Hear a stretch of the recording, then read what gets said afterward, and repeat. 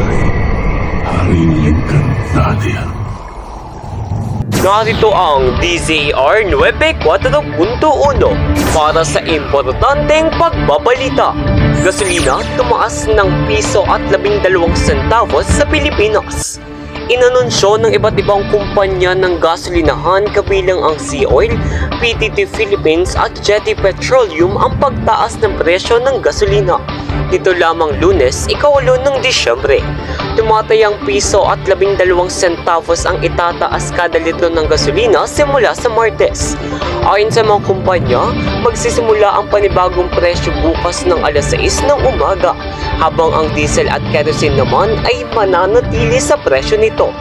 Ayon naman sa oil firm official, ang paglobo ng presyo ay dahil sa suliranin sa supply at robust demand ng Asia.